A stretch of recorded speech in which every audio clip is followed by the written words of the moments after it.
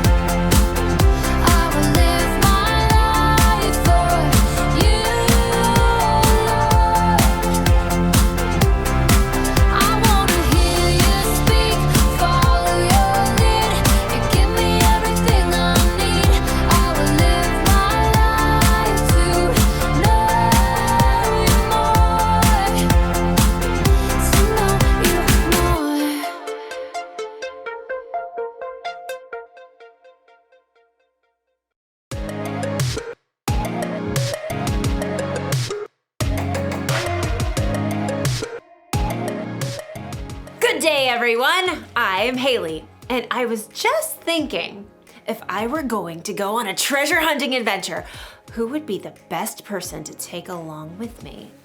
This is gonna take some wisdom.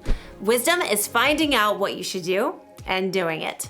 You know who knows a thing or two about hunting for treasure? Pirates! Arr! Pirates have been hunting for treasure for generations. She'd make the perfect person to bring on my adventure. Arr! I'll find your treasure for ye.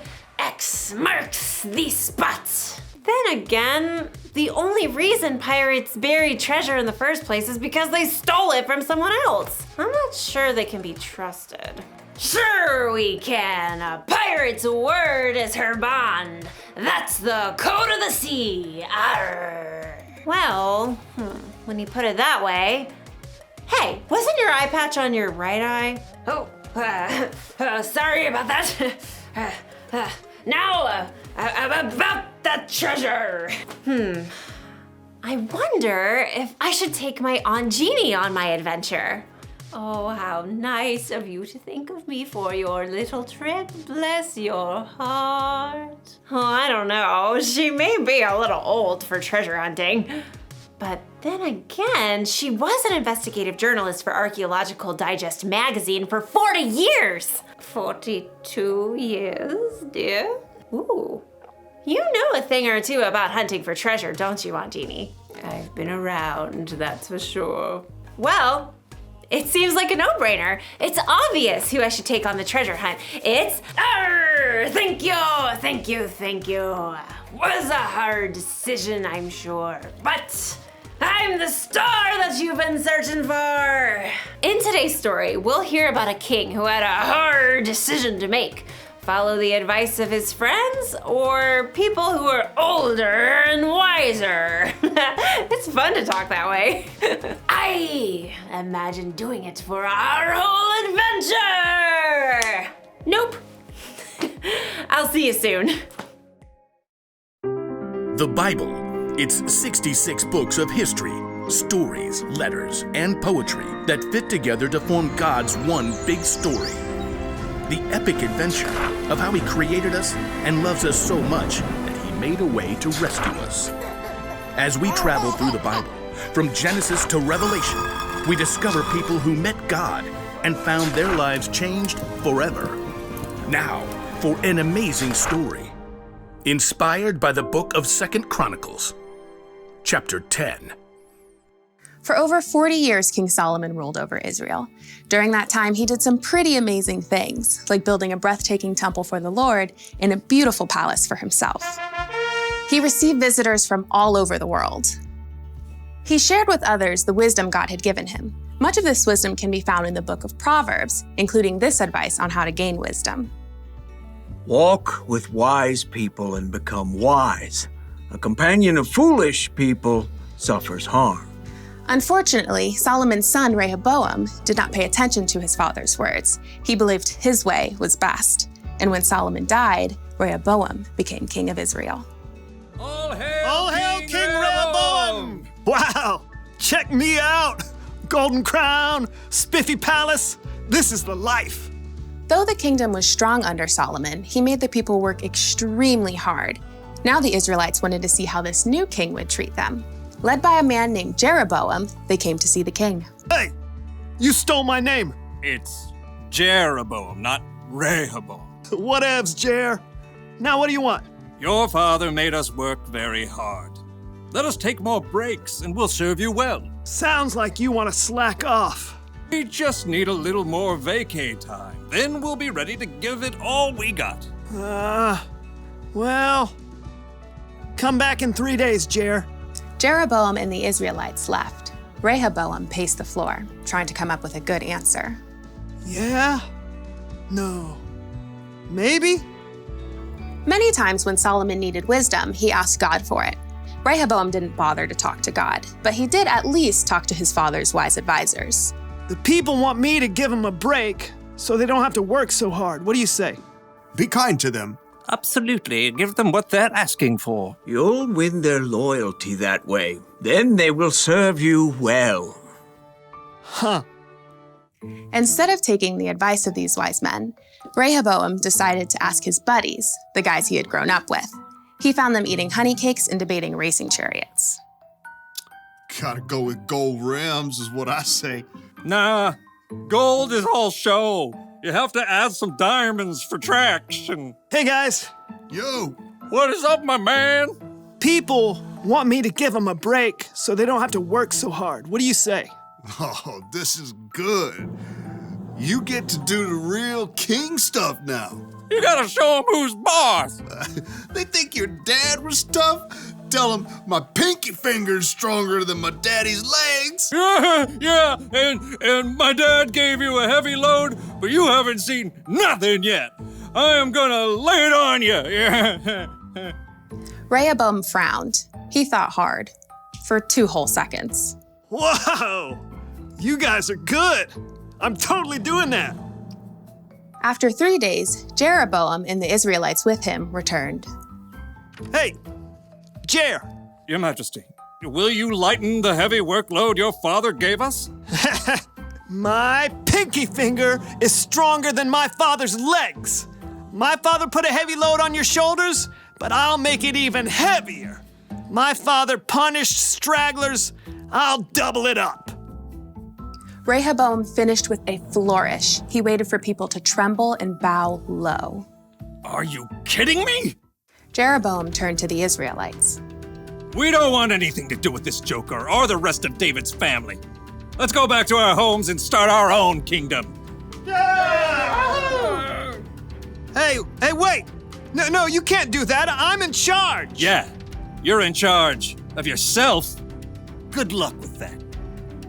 Jeroboam and the men with him marched out and returned to their homes. From that day, the nation was split into two kingdoms. Rehoboam still ruled in Judah, but Jeroboam was made king of Israel. Totally not my fault. Rehoboam failed to listen to his father's own words. Walk with wise people and become wise. A companion of foolish people suffers harm. Rehoboam's foolishness nearly cost him all of the kingdom.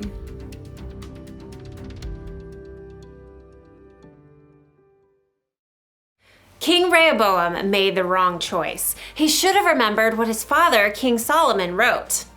Walk with wise people and become wise. A companion of foolish people suffers harm. That means if you want to become wise, you should find someone who's wiser than you to spend time with. Jesus' disciples spent 3 years hanging out with him, listening to him teach, watching the wise way he lived. We should find someone to learn from too. Maybe someone older and wiser. Oh, thank you, dear. Because when you surround yourself with foolish people, you'll end up doing something foolish. You surround yourself with people who say mean things about others, you're going to say mean things about others. With angry people, you'll be angry. With people who break the rules, yep, you know what's gonna happen.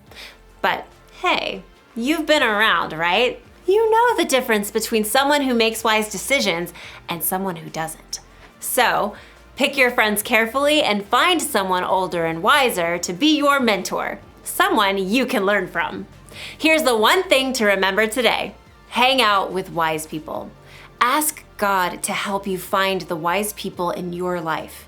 He wants you to have wisdom, remember, and He can use other people to help show you the way. So, what do you say, Aunt Jeannie? You want to go on an adventure with me? Haley, my dear, I was made for adventure. Well, all right. I'll see you all next time. Bye. Bye from me too.